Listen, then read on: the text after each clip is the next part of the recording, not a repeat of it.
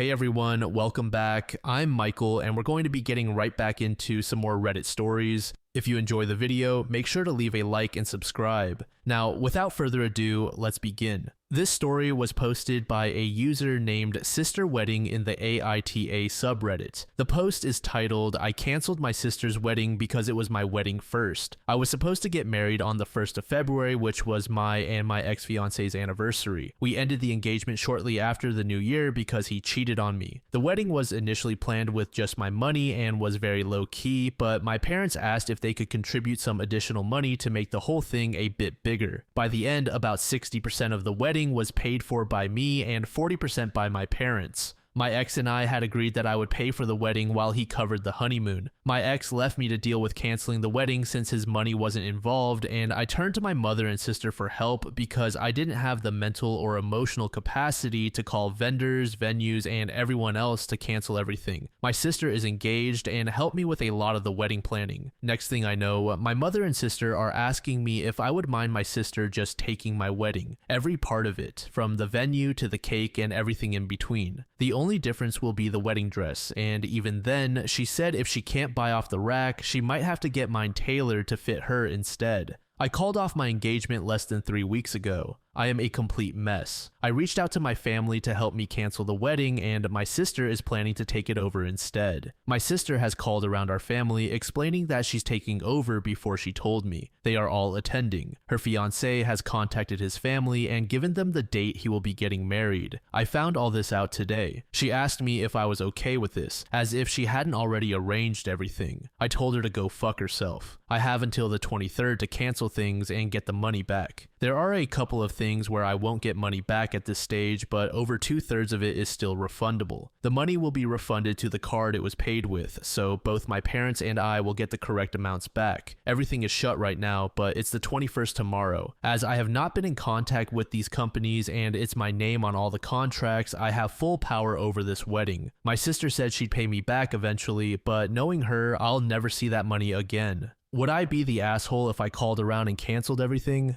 Update. I talked to my sister and explained how upset I was and how hurt this made me feel. She said that this was a good thing and that it would be therapeutic for me to see good come from bad. I said, that is really not how it feels on my end. To me, it feels like I got cheated on a month before my wedding. My sister said she would cancel everything for me, then decided to get married in my dress in the venue my ex and I picked out together on my anniversary date. This did not feel good. I told her that if she wanted to buy the wedding from me, I needed full payment for my 60% by the 23rd, and I wanted to switch our names on the contracts. She said she was hoping for something closer to a payment plan where she would pay me back 50% of the 60% I put down in monthly installments over the next 10 months. She wanted to pay me back 5% per month for 10 months, and I still wouldn't get all my money back. I have made calls and canceled everything. Everything was paid for by me, and my parents' money primarily paid for upgrades to the things I had already bought. The money will be refunded to whoever paid for it, so my parents and I will all get the correct amounts back. However, with some, like the caterer, we lost the deposit entirely. With others, like the venue, they kept part of the money, on average 50%, but some kept more and some less. With some, like the baker, who is a family friend and hadn't started on the cake yet, they completely refunded it. I think the fact that I was open about the wedding being off because he cheated made them feel bad for me and probably made a few of them more lenient on refunds. Most of them asked if I wanted to reschedule. Overall, I've gotten a little over half back, which is not as much as I thought. The really annoying thing is that I put these cancellations through on the 21st, and if I had done it on the 18th, I would have gotten more, but they waited until the 20th to tell me. The dates are now open and the plans are there. If she wants to rebook everything in her name, she is welcome to. She helped me with a lot of planning, knows the details better than I do, and she can easily rebook the exact same thing. She will probably be doing the vendors a favor considering how close we are to the big day. Some refunds will be instant, some will take a bit of time. I'm no longer going on my honeymoon, so once all the refunds have come through, I might book a week away somewhere. I'm not sure what's happening with my sister, mother, or family at large. In total, I would have gotten more back from my sister than from the venues, but it would be a year's wait on her repaying me versus a few weeks on the venues. I am currently drafting a Facebook post to tell the family what happened without looking like a total bitch. I have a feeling they've already guessed what went on, but there's only one way to make sure.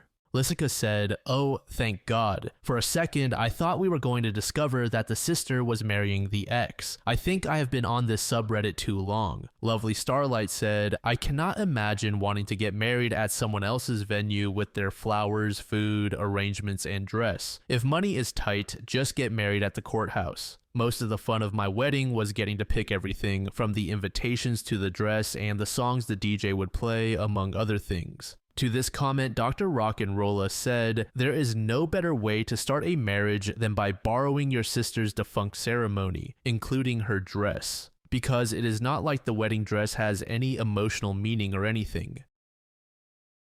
This next post was made in the relationship advice subreddit by a user named No Pattern. The post is titled, "I'm in a dilemma about my boyfriend's actions. I need some advice. I'm a 23-year-old female from Pune and have been in a relationship with a 23-year-old male also from Pune for the past year. We are complete opposites personality-wise. I'm introverted and prefer to stay indoors, whereas he is extroverted and prefers to go out and spend time with others. This was not an issue before, but for the past 2 to 3 months, he has been going out a lot with a female friend of his, whom we will refer to as C. I voiced my discomfort to him, but he brushed it off the first few times. Then I started to feel that maybe I was doubting him too much and that it was just a harmless friendship between a guy and a girl. But last week, I noticed him receiving late night texts around 2 a.m. I checked who it was while he was sleeping, and it was C. She was asking him where he was and why he was not replying. Then I scrolled up and noticed they talked a lot. Like, a lot.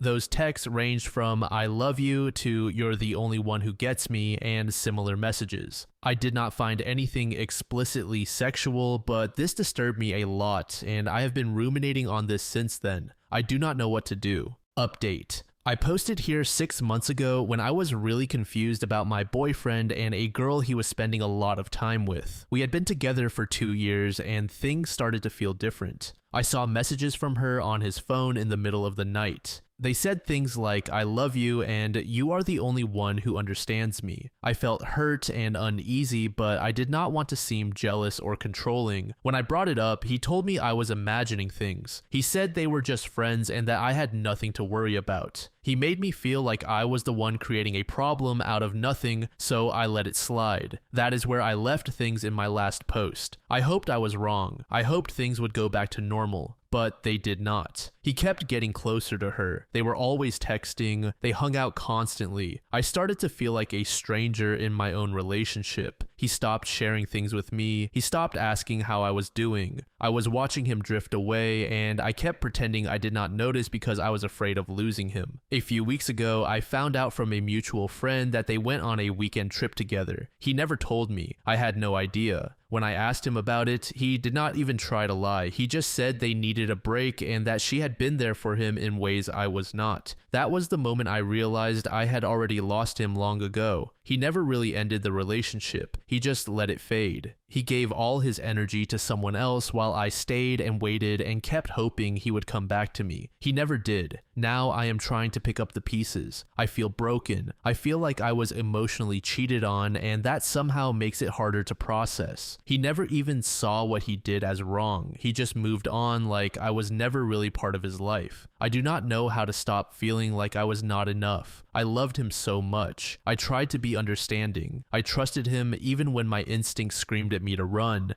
and now I feel like I betrayed myself. If anyone has been through something like this, how did you heal? How did you learn to trust again? How do you stop blaming yourself for loving the wrong person?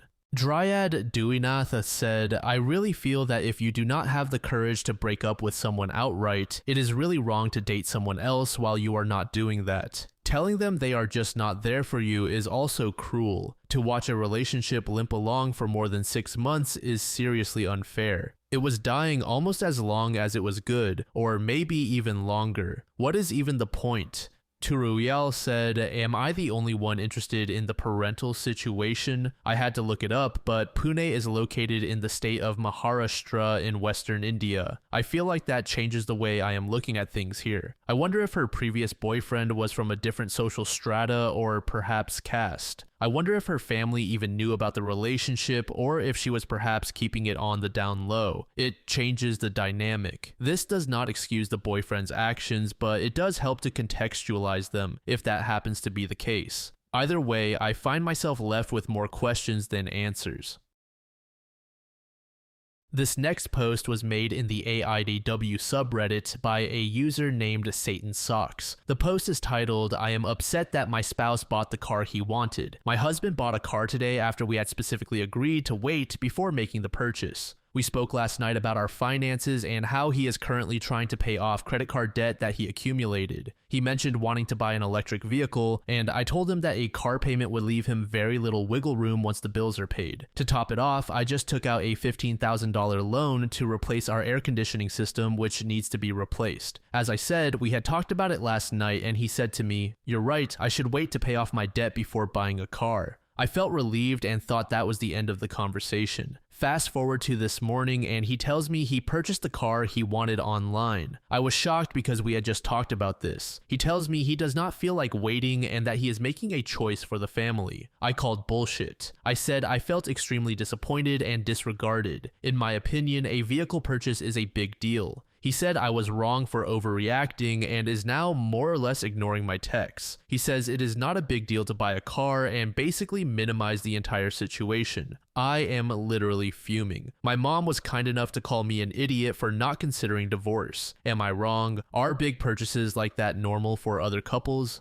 I feel nauseous and stuck, and I do not know how to come to terms with something like this. To add, this is not the first time I have been disregarded, but it is the first time I am questioning whether my reaction is incorrect. Update. I made a post here a while back, and while I was not planning on making an update, I stumbled across a post that reminded me of my situation because it was so similar to what I went through. To be honest, since my post a year ago, my life has more or less crumbled. My husband and I have divorced and it was finalized just this past month. Everything feels almost like a blur, and I do not think I have really sat down and fully processed everything that happened. Some context I did not add to my last post. My ex and I have 2 children. He also had a second job at the time. His work schedule was as follows: day job from 9 a.m. to 6 p.m. and night job from 10 p.m. to 6 a.m. I absolutely hated his work schedule. He was barely ever home, always tired, and did not spend much time with the kids. But his finances were pretty bad and he was drowning in debt. This was a point of contention for me because I had already helped him get out of credit card debt several times before, but he always managed to rack the card back up.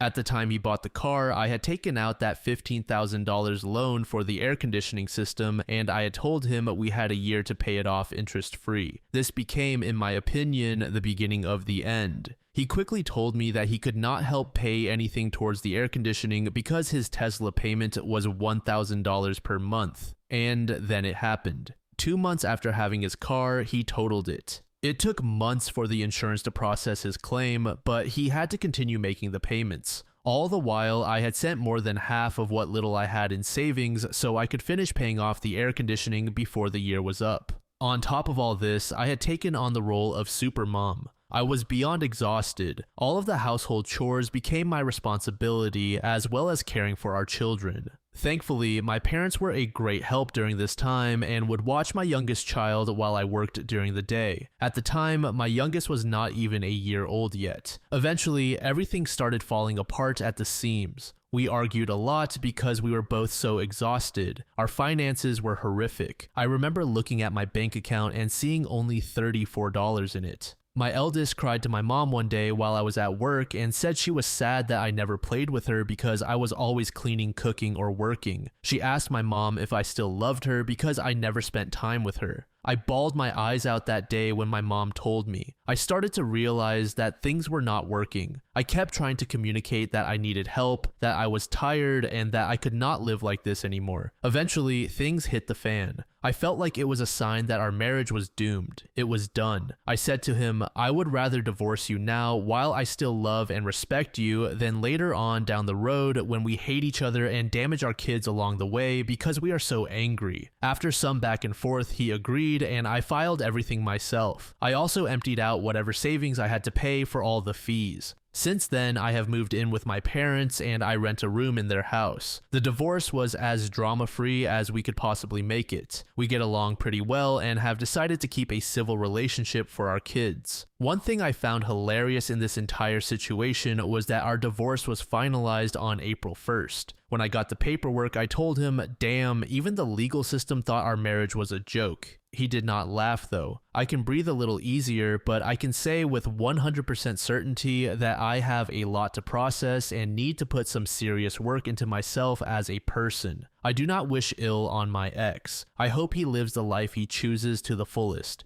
We want different things in our lives and our priorities did not match. Still, I hope he finds happiness. Anyhow, that is my update. Thank you all for reading. Take care of yourselves out there. Cassiopeia said, I am glad OP divorced her husband, and it takes a lot of maturity to say that she wanted the marriage to end while she still loved and respected him. Sunk cost thinking and emotional attachment often make you hang on longer than you should, and she did try to make it work for a while at the expense of her health and her children's well-being. It is unfortunate that it took an expensive lesson and losing her partner for the husband to turn things around. His work schedule was insane. I do not know if the car felt like his FU world moment or if it made him feel in control for a brief minute, but it made everything so much worse. The working and spending cycle because you are unhappy, then compensating with dopamine purchases is so hard to break and also difficult to live with as a partner. They are both better off in the update, but I feel sad about the situation and what had to occur for that particular wake-up call. To this comment, Pool of Cheddar said, I am not as hopeful that this will be a successful wake-up call. I am aware I am projecting a few people I know onto the X, but people like this usually grew up poor and are accustomed to spending their entire paycheck even as their income grows.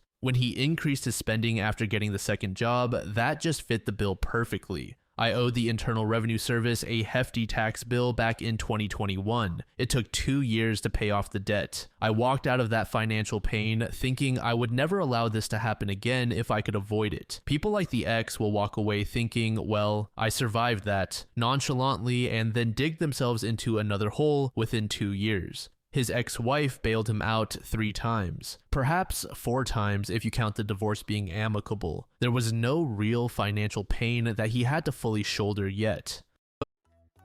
Thank you so much for making it to the end of the video, and thank you also to partner of the channel, Gamersupps. Use code DLAM to support the channel and get 10% off of your purchase, link in the description. I'm sure many of you like me have a hankering for daily caffeine, so go check them out. Lately, I've been a big fan of Titty Milk and Acid Rain, but they've got dozens of other flavors for y'all to try out. Anyway, thanks again for reaching the end, and I hope you all have an amazing passage of the next 24 hours.